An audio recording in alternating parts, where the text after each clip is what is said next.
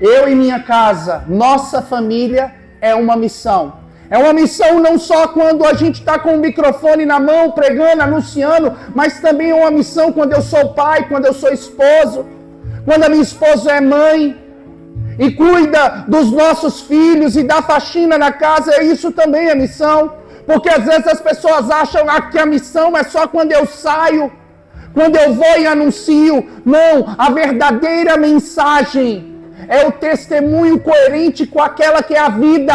A verdadeira mensagem é aquela que é vivida, não aquela que é pronunciada com palavras, mas aquela que é testemunhada na vida. Ser missionário não é só bater de porta em porta e anunciar o evangelho, mas é fazer da nossa própria vida um evangelho vivo, para que as pessoas, ao olhar para nós, elas consigam encontrar o Cristo.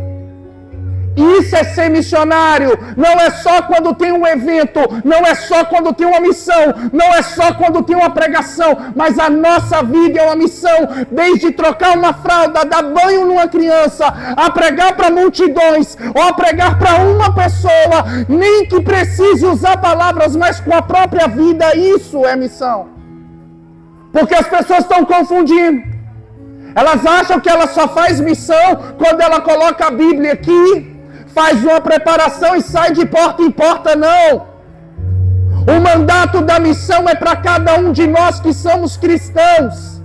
Precisamos ser verdadeiros missionários, fazendo da nossa própria vida uma seta que aponta para Jesus Cristo.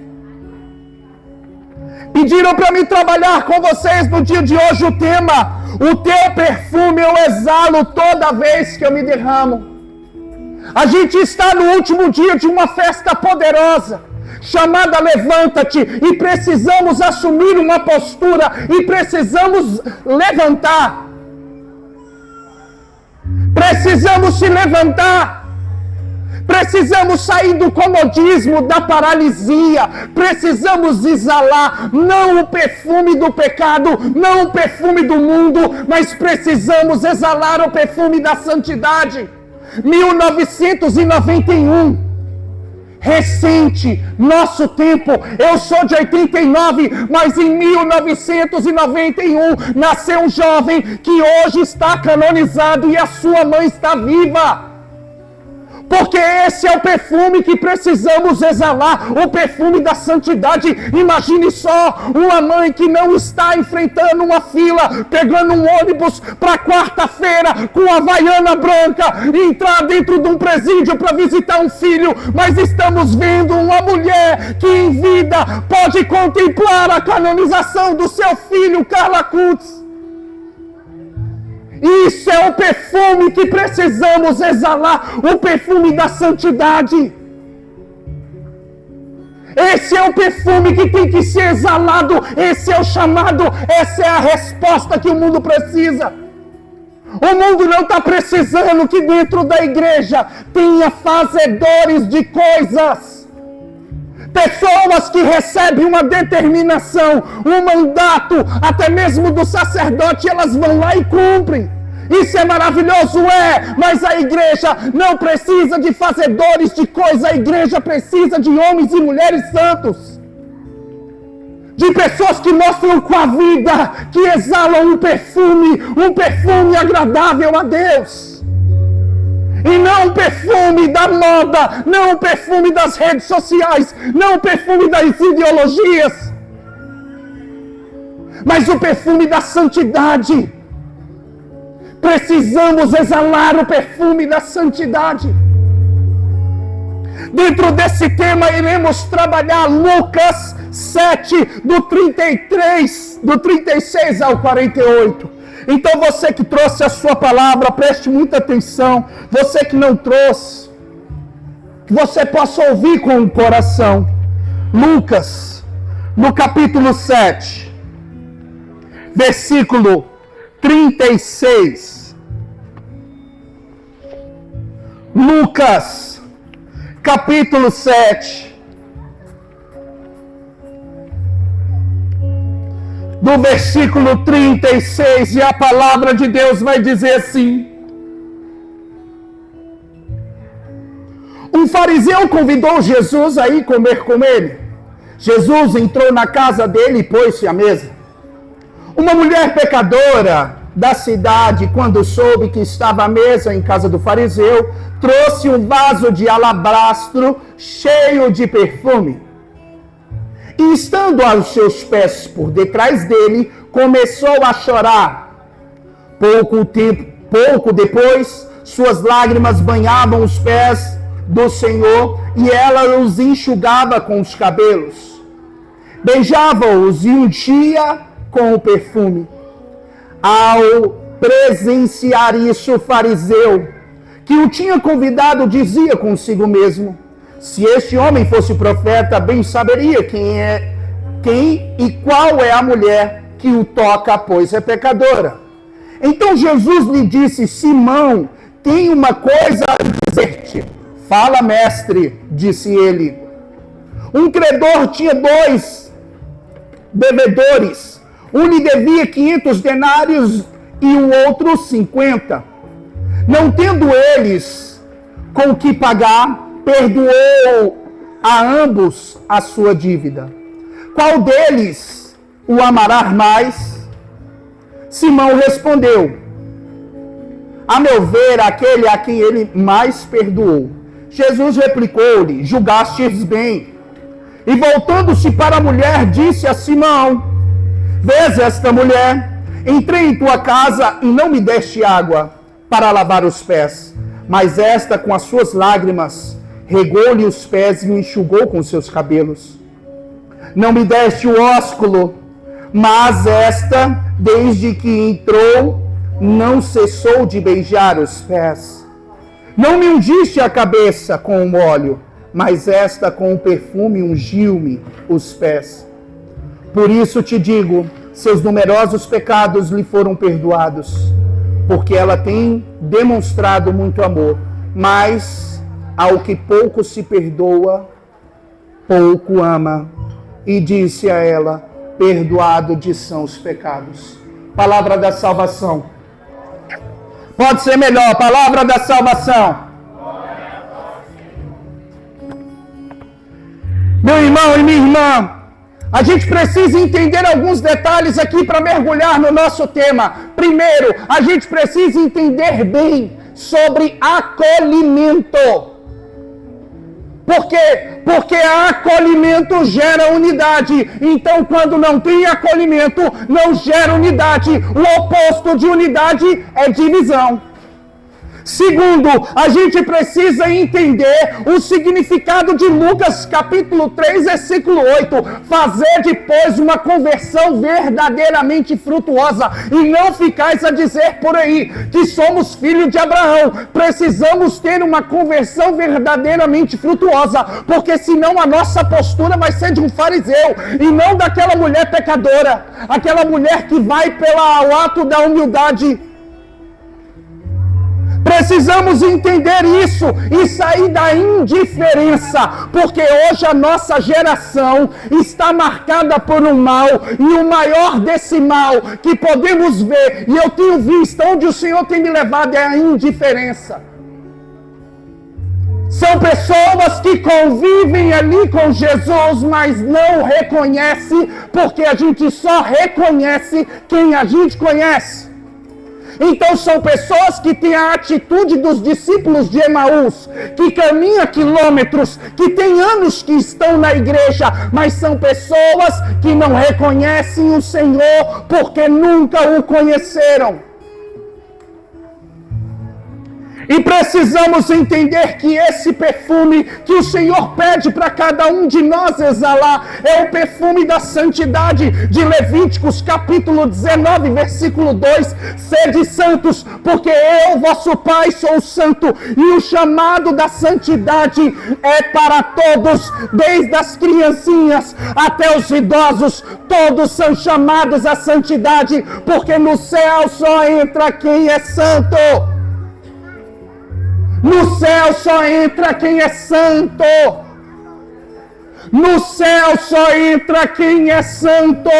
No nosso tempo, muito se fala sobre a salvação, mas precisa ser dito sobre a santificação, porque existe uma diferença entre ser salvo e ser santo. A gente vê o próprio Cristo fazendo essa distinção quando diz no Evangelho que chega até ele um jovem rico. Chega até Jesus um jovem rico. Primeiro, aqui já tem uma mensagem espiritual, porque qual jovem rico que a gente conhece? Não tem. O jovem só é rico se ele for herdeiro, porque ele ainda é jovem, não conquistou nada ainda. Como que ele pode ser rico? Mas aqui tem uma mensagem, porque a riqueza que o Senhor está falando é que aquele jovem é rico, porque a ele ainda tem tempo, tem saúde, tem vigor. Coisa que para mim já está faltando. Hoje, pai de 5 filhos, às vezes falta o vigor, às vezes falta o tempo. Mas aquele jovem era rico porque possuía muito tempo.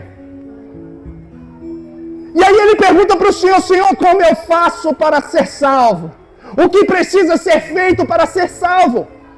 E o Senhor vira para ele e fala assim, e começa a elencar os 10 mandamentos. E ele fala: eu tenho feito isso desde a minha mocidade, desde criança. E o Senhor identifica que aquilo é verdade. Porque tem muita gente que fala, mas não faz. Mas a palavra de Deus em 1 Coríntios diz que o reino de Deus não consiste em palavras, mas em atos. São Tiago vai dizer que a fé sem obras é morta.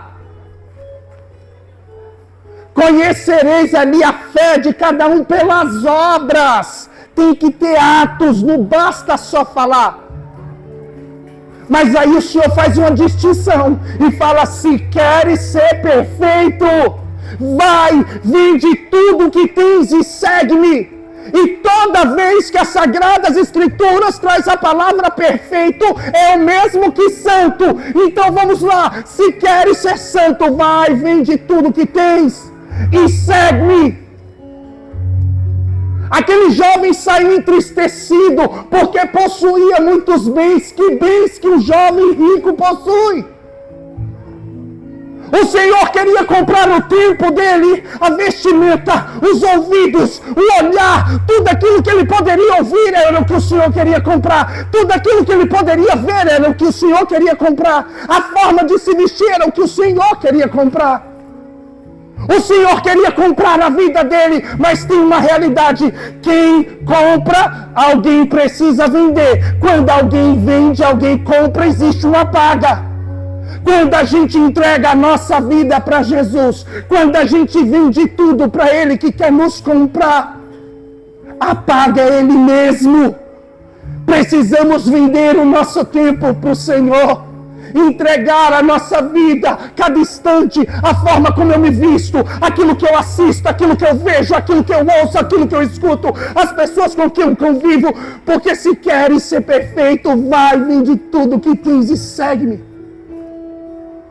Então o Senhor faz uma distinção entre ser salvo e ser santo. E a gente vai entender um pouco melhor, porque o tema dessa pregação é: teu perfume eu exalo toda vez que eu me derramo. Para me exalar o perfume da santidade, é necessário o holocausto. Holocausto significa sacrifício vivo. Eu preciso entregar tudo. Eu preciso entregar tudo, porque só recebe tudo aquele que entrega tudo. E é isso que vamos entender e mergulhar nesse tema. Eu falei para vocês que primeiro a gente precisa aprender sobre acolhimento. Por quê? Porque a palavra que foi proclamada em Lucas diz que o Senhor chegou e foi convidado a sentar na mesa na casa de um fariseu. Só que o povo naquela época muitas vezes andava descalços, ou então andava com sandálias, então sujava muito os pés. Então era próprio do acolhimento dos fariseus, do povo daquela época, de que quando chegava, eles lavavam os pés, porque a pessoa estava limpa, mas os pés estavam sujos, porque eles caminhavam a pé ou caminhavam com sandália. Então imagine você aqui já tem uma lição, porque o fariseu convida Jesus a sentar na mesa, mas não convida Jesus para entrar no coração. E é isso que a gente percebe dentro da igreja. Porque aonde não existe acolhimento, não gera unidade. Acolhimento gera unidade. Acolhimento gera unidade. Quantas vezes a gente não acolhe as pessoas, mas a nossa postura é como daquela peça que foi ensaiada, que falou que Lázaro estava morto. Não teve uma peça ainda há pouco? Lázaro não estava morto, mas diz que quando Jesus se aproxima do túmulo, diz que as pessoas falam assim: afaste-se, porque cheira mal. Porque essa é a postura muitas vezes de nós dentro da igreja. Quando uma pessoa cai, quando uma pessoa está numa situação delicada, no lugar da gente estender a mão, a gente é o primeiro a apontar o dedo e falar: afaste-se, porque cheira mal.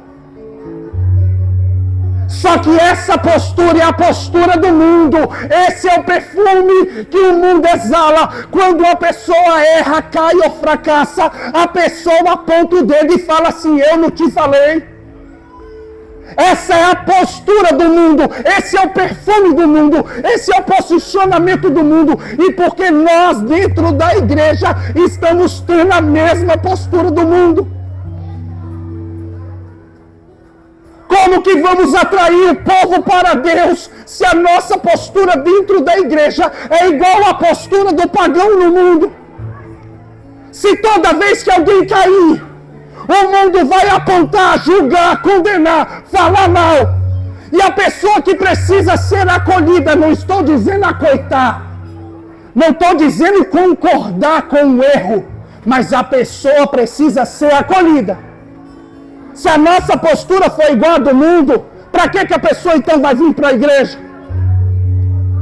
Vou dizer para você e eu faço uma pergunta: existem pessoas que mentem fora da igreja, sim ou não? Misericórdia. Existem pessoas que mentem, são pagãos fora da igreja, sim ou não? Existem pessoas que roubam fora da igreja como pagãos, sim ou não? Existem pessoas que têm inveja, ganância, ódio no coração, vingança, fora da igreja como pagão, sim ou não? Sabe o que é triste? Existem pessoas que mentem dentro da igreja, sim ou não? Existem pessoas que roubam, que acusam, que têm inveja, que têm ganância, que carregam ódio no coração dentro da igreja, sim ou não? Cadê a mudança? Cadê a conversão verdadeiramente frutuosa? Cadê os atos? Porque palavras tem, discurso bonito tem, frase de efeito tem, mensagem nas redes sociais tem, mas e na prática da vida, no dia a dia? Será que tem ou não? Qual é o perfume que eu tenho exalado? Será que é o perfume do mundo, que acusa, que aponta? Mas será que é o perfume da santidade, onde a pessoa reconhece a sua fraqueza, reconhece o seu pecado e limitação e se coloca aos pés de Jesus? Sabe por que dói, irmão? Graças a Deus, Deus tem levado a muitos lugares. Mas em meu coração ele fica dilacerado, imbuído em lágrimas, porque quando Jesus está exposto, a gente tem que implorar para as pessoas virem até o pé de Jesus. É como que se eu tivesse que ficar pedindo para as pessoas falar assim: filho, é Jesus, está aqui, vem. Porque talvez se tivesse o frei tal, o padre tal, o fulano de tal, talvez estava uma fila para tirar foto, para abraçar. Não estou tirando mérito, são homens santos, são homens que estão lutando pela santidade, são homens que estão apontando para Cristo. Mas até quando eu e você vai olhar para os homens e não identificar o Cristo para qual eles apontam? Aí não tem fila quando é Jesus. Tem que implorar para você vir. Tem que falar: vamos se aproximar, irmão. Até quando vai ter que pedir para você se aproximar daquele que tudo pode? vai ter que insistir para você acordar e se levantar da sonolência, da cegueira e do torpor que você está mergulhado. E se prostrar aos pés de Jesus, como aquela mulher pecadora, como eu, pecador. Porque às vezes as pessoas pensam que quem está aqui na frente, está vendo asa aqui? Não tem. Não tem. Do mesmo jeito que aquela mulher pecadora se colocou aos pés de Jesus, eu tenho que me colocar aos pés do confessionário. Para reconhecer que eu sou pecador e preciso da graça, para não viver em desgraça. Até quando vamos exalar o perfume do mundo? Até quando dentro da igreja vamos ter a mesma postura de quem está vivendo no mundo como pagão? Até quando, no lugar de acolher, a gente vai dividir? E eu vou além. Quantas pessoas criam rivalidades? Eu vou dizer o que Deus colocou no meu coração, porque eu não vim para ser aplaudido. Eu vim para trazer uma mensagem que Deus confiou ao coração desse indigno servo. E eu tenho visto em Planaltina do Goiás a divisão sendo instaurada. Porque está rolando competições entre a pastoral tal e a pastoral tal, entre o movimento tal e o movimento tal, entre o grupo tal, entre a paróquia tal e a paróquia tal. Até quando vamos ser o Abel que mata, o Caim que mata o Abel? Até quando? Até quando vamos ser os irmãos de José que jogam ele dentro da cisterna? E aí fica o MAC tal brigando com o EJC tal, achando que um é melhor do que o outro, um tem que aparecer mais do que o outro. Um grupo de oração tem que ser melhor do que o outro. Atos dos Apóstolos, a essência da igreja, do batismo genuíno, da efusão do Espírito Santo, diz que eles tinham tudo em comum. Tudo em comum. Irmão, enquanto nós dentro da igreja não se tornarmos comunidade, unidade, o Espírito Santo não vem. Porque não tem unidade. Não somos corpo místico, ao qual Cristo é a cabeça. Colossenses capítulo 1, versículo 18. Cristo é a cabeça, a igreja é o corpo. Mas está o corpo místico, a mão brigando com o pé brigando com a mão. Irmão, não é vencer, porque isso não é competição. Eu vejo isso até mesmo entre os pregadores. Um quer brilhar mais que o outro, um quer ter mais palco do que o outro. Irmão, não é palco, porque nenhum de nós somos maior do que aquela que é a mensagem. A mensagem é maior do que o mensageiro. Então não é para existir competição, porque na competição um vence e o outro perde. É para existir convencimento, aonde os dois vencem. Eu venço com o outro, porque somos um. Porque aqui ninguém é melhor que ninguém. Eu não sou melhor do que vocês, porque estou transmitindo uma mensagem. Nós estamos no mesmo barco chamado igreja, e cada um recebeu um remo. Nós precisamos remar. Eu não sou melhor porque estou remando e talvez você não. Ou talvez você esteja remando e talvez eu não estou remando direito. O barco é um. Vamos remar. Porque aqui tem outra realidade. Que o Senhor onde tem levado é o que tem anunciado. Isso foi o que Deus colocou no meu coração para esse ano de 2026. E a ordem que o Senhor confiou é: ensina eles a pescar. Porque o povo está acostumado a receber o peixe. Está acomodado a receber o peixe pronto. E as pessoas vêm para a igreja, assim como talvez você veio para esse Levanta-te, para receber um peixe, para receber uma graça.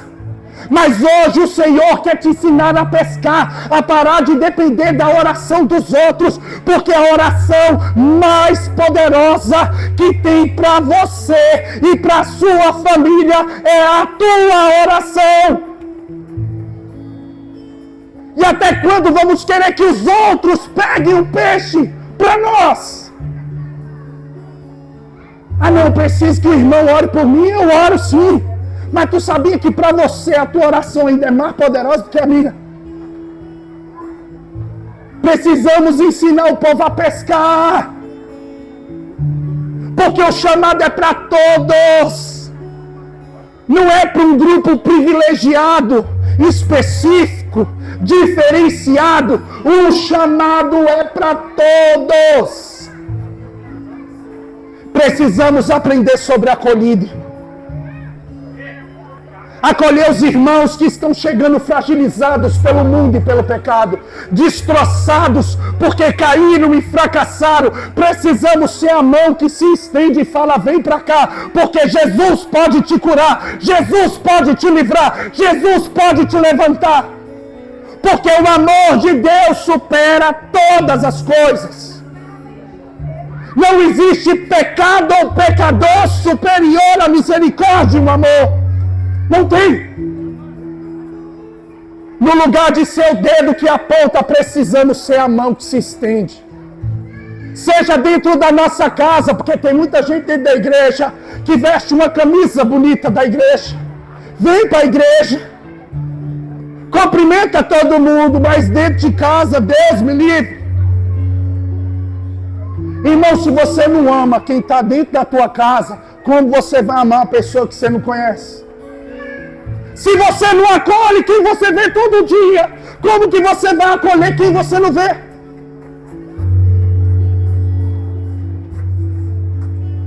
Qual é o perfume que eu tenho exalado?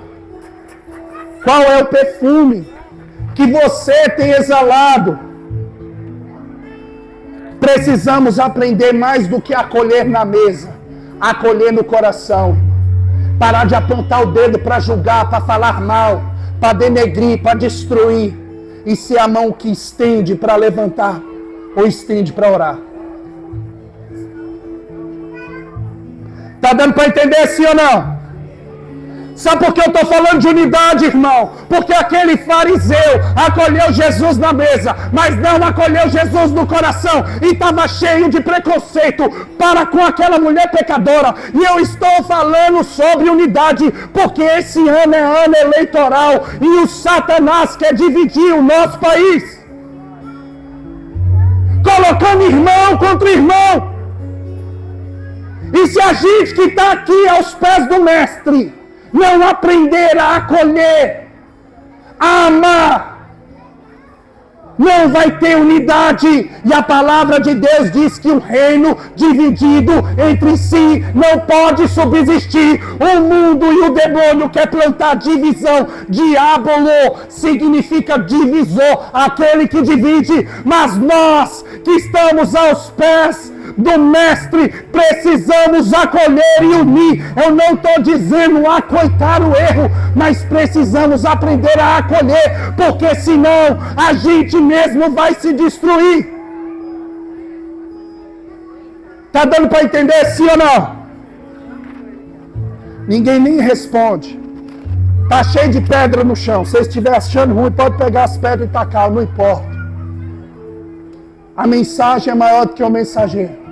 Eu entreguei minha vida inteiramente para Cristo, e na entrada dessa cidade, há 1 ano e pouco atrás, até o demônio quis me matar pela segunda vez, eu e toda a minha família. Eu já entreguei a minha vida para Cristo há muito tempo. Não dá mais para voltar. É só para frente. Eu falei para vocês que precisamos entender sobre unidade. Mas precisamos aprofundar e entender um pouco melhor sobre uma conversão verdadeiramente frutuosa. Porque a gente vê aquela postura do fariseu que chama Jesus de mestre. E muitos chamam Jesus de mestre, mas o coração está longe de Jesus. Aquela mulher não falou nada. não pediu nada e recebeu tudo. Porque Deus vê o coração. Deus vê o coração, Deus vê o coração. Você pode falar bonito, pregar bonito, cantar bonito, você pode estar vestido bonito, Deus vai ver o teu coração. Aquela mulher não falou nada, ela chorou. Quantas vezes? A oração mais genuína não é aquela que pronuncia palavras, mas é um coração aquebrantado diante do crucificado. Eu lembro que quando eu sofri um acidente, algumas pessoas começaram a fazer campanhas para nos ajudar e me ligavam e falavam assim: irmão, você está fazendo alguma campanha? Eu falei: a única campanha que eu faço é olhar para Jesus crucificado e falar: Senhor, tu sabes de tudo. Porque eu entreguei minha vida, foi para Jesus, não foi para os homens. A providência não sou eu que corro atrás dela. Eu preciso estar alicerçado à vontade de Deus. E a providência alcança aquele que está alicerçado à vontade do Senhor. Sabe por que eu estou dizendo isso? Porque aquela mulher, ela chega com um vaso de alabastro cheio de perfume, feito de mirra. Aquele vaso de perfume era equivalente a 300 denários. Naquele tempo você obtinha um denário com um dia inteiro de trabalho. Então aquela mulher quebrou aquele vaso, já não tem mais como refazer o vaso. Quebrou, entregou tudo. Ela entregou o equivalente a praticamente um ano de trabalho. Mas sabe quem se preocupa com a bolsa dos talentos, dos recursos e dos valores? É Judas Iscariotes. Eu dizia para o padre falou assim, eu pedi autorização para ele, eu falei: padre, o senhor sabe que eu sou missionário, eu vivo da providência. Eu abri mão da nossa fonte de renda, irmão. Abri mão de tudo. Hoje a gente vive da providência, o leite que entra dentro da minha casa é Deus que dá. E o que não entra é porque não chegou no momento. E a oração é aquela, imbuída em lágrimas, quando um desses meninos abre a geladeira e fala: pai, não tem iguoque. Eu não trabalho, irmão. No trabalho convencional não é porque eu não quero, é porque eu tenho um chamado, seguido de uma promessa. Mas quem fica preocupado com a bolsa é Judas Iscariotes. E eu pedi para o padre, eu falei: padre, eu posso expor o nosso material de evangelização? Porque eu vejo assim, isso aqui também é um trabalho. Eu trabalho para Jesus Cristo. Porque um dia eu cheguei na capela e falei assim: Senhor, me leva no RH e ficha a minha carteira, porque eu quero trabalhar só para Ti. Essas foram as minhas palavras. E o Senhor me respondeu com a palavra que Ele me deu há 17 anos atrás. Que diz assim: o Senhor teu Deus será o teu salário. Eu fui para o RH. Jesus fechou minha carteira. Eu trabalho para o Senhor. E a minha missão é entregador. É a mais simples.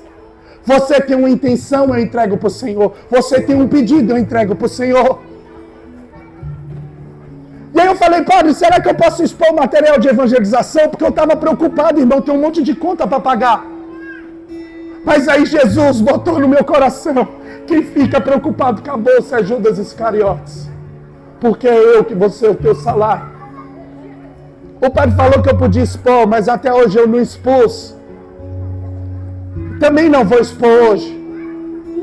Sabe por quê? Porque a gente precisa aprender a ser um irmão ali, está montando a lojinha dele, e muito do material que ele vende é o mesmo que eu tenho. E para que eu vou competir com o irmão?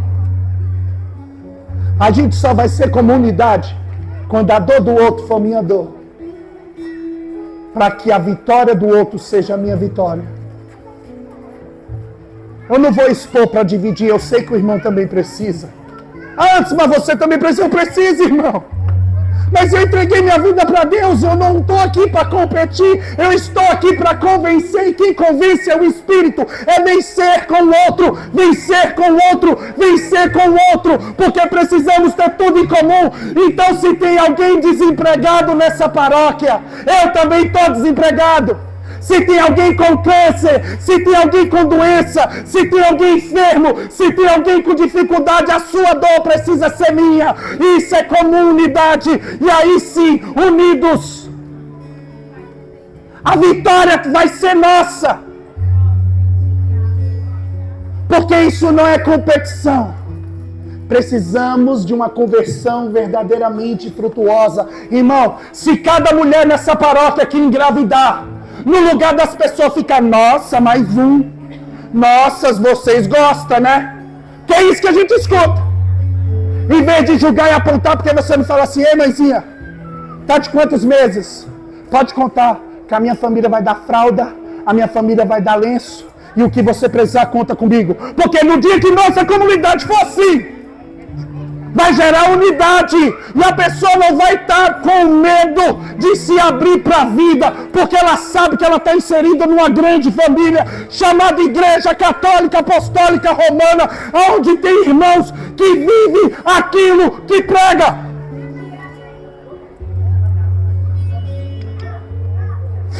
Na hora que um casal estiver pensando em se separar, por diversos motivos, no lugar da gente falar assim, ah, mulher, separa mesmo, ele não vale nada. Ele é um vagabundo, safado, te trai por aí, eu já vi.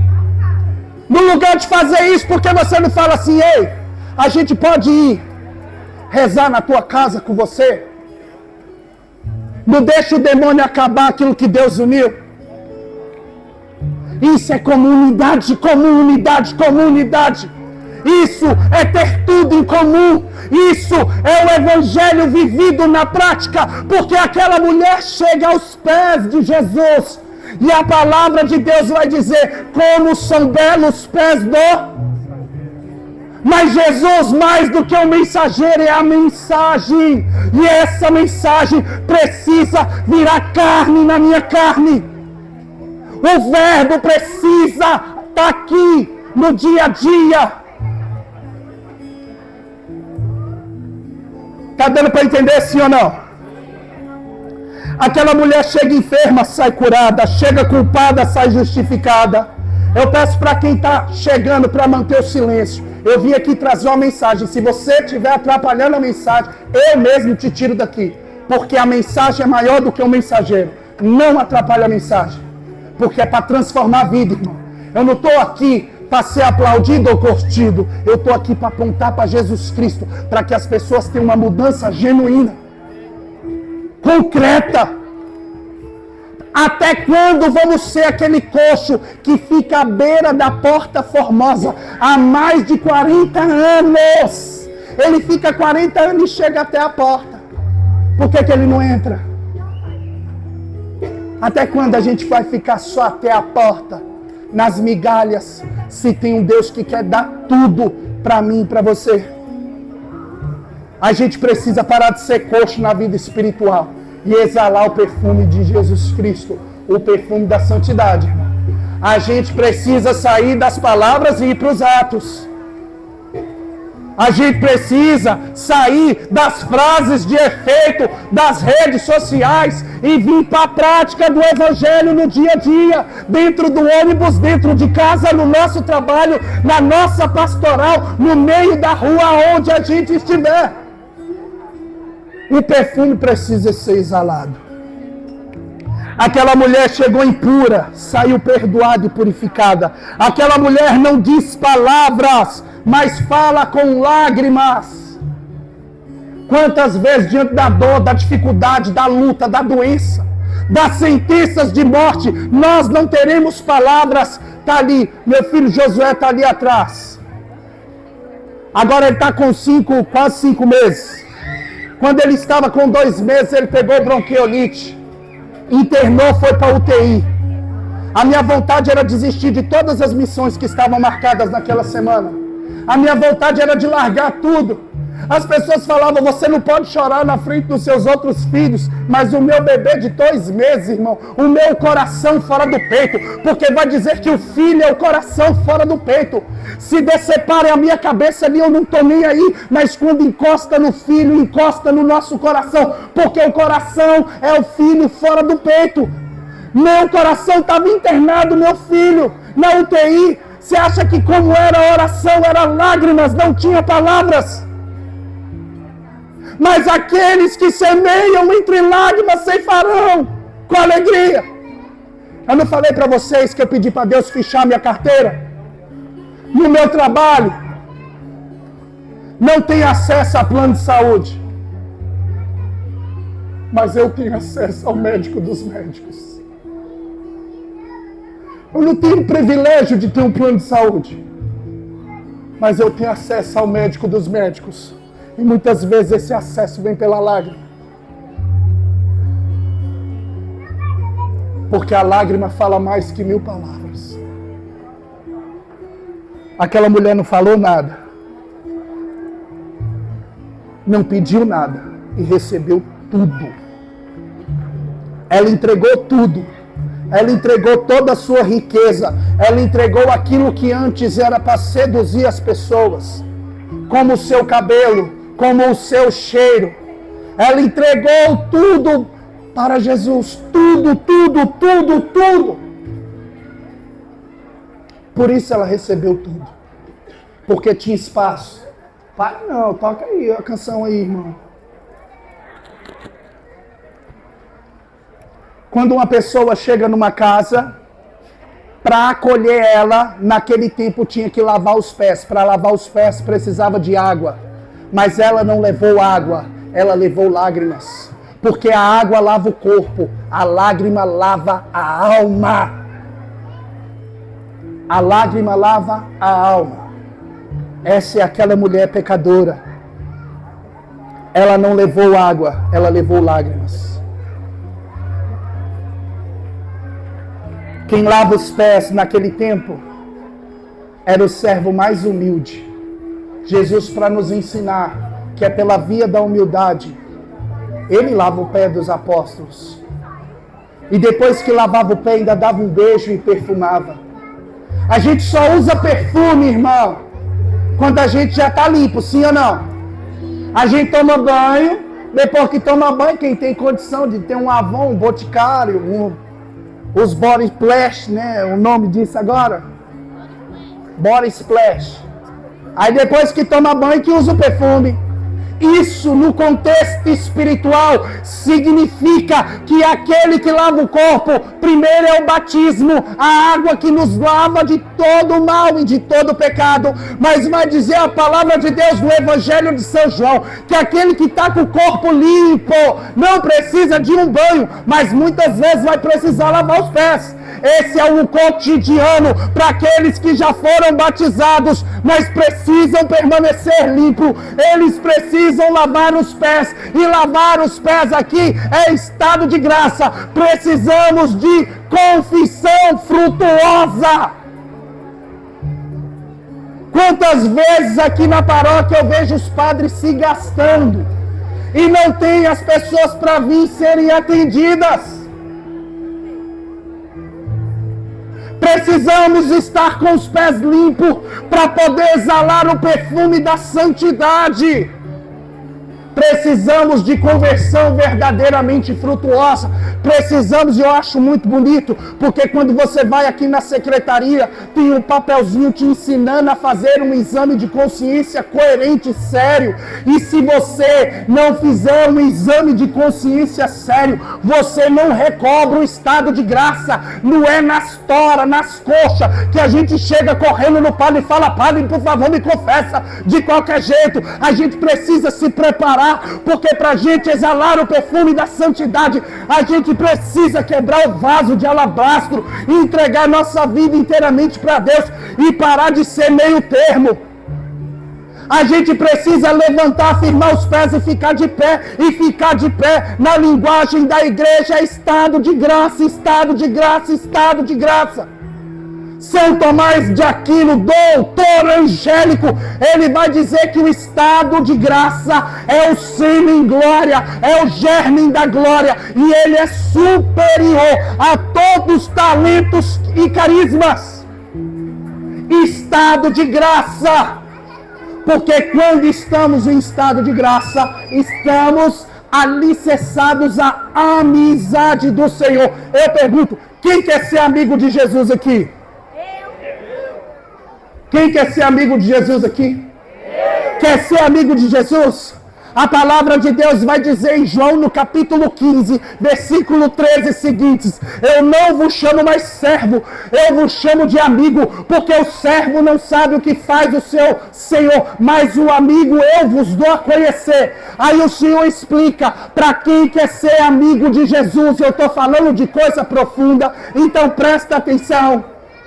Quer ser amigo de Jesus? Olha o que Jesus diz: se queres ser meus amigos, fazei aquilo que eu vos mando. Jesus está explicando. Talvez você não entendeu. Jesus está dizendo, se queres ser meus amigos, fazei aquilo que eu vos mando. Vou explicar melhor. Sabe o que Jesus manda? Mandamentos. Ou seja, quando você está em estado de graça, significa que você não feriu nenhum daqueles 10 mandamentos. Ou seja, você está inserido na amizade do Senhor. E é isso que Ele nos convida, ao grau de amizade. Porque existe 3 tipos de amor. O amor servil, o amor filial e o amor esponsal. Então precisamos progredir na nossa vida espiritual e sair do amor esponsal, adentrar no amor filial e depois do amor esponsal, aonde 2 se torna um, aonde ali tem um casamento. Apocalipse diz, o Espírito e a igreja dizem, vem a noiva, e aquele que vive diga também. Nós somos convidados para a núpcia do Cordeiro, é um casamento. Existe uma tradição antiga que vai dizer que o vestido da noiva está ficando pronto. E quando ficar pronto, Jesus vem buscar a noiva. Quem é a noiva? A igreja. Qual é o ornamento do vestido? Santidade. Eu e você precisa, com a nossa vida, ornar esse vestido. Que é a noiva, que é a igreja, com a nossa própria vida, para exalar o perfume da santidade. Esse é o perfume que precisamos exalar. Amém? Amém. Deu para entender sim ou não? Sim. Então vamos ficar de pé. Tinha muito a ser dito. Mas principalmente aquilo que foi dito precisa ser vivido. Eu vou te convidar, aonde você está. A moção que o Senhor me dava não era para dar as mãos. Era mais que dar as mãos. É para ficar assim, eu vou mostrar. Faça-me o favor aqui, filha. Você vai segurar a mão de quem está aí do seu lado e vai fazer assim. Isso, todo mundo. Obrigado. Porque esse ano, onde a divisão quer ser instaurada, diante de um ano eleitoral, onde as pessoas vão brigar um pelas outras, a gente que está aos pés de Jesus, precisamos exalar o perfume da santidade e da unidade. Começa aqui. Começa no nosso coração. Esse é o levanta-te que a gente precisa viver. Juntos, unidos, como igreja, para apontar para Cristo. Não é o fulano e nem o ciclano, porque a salvação da minha casa, da tua vida, não vem da política, ainda que prejudique muito. Vem de Jesus Cristo. Amém? Amém? Amém? O pessoal vai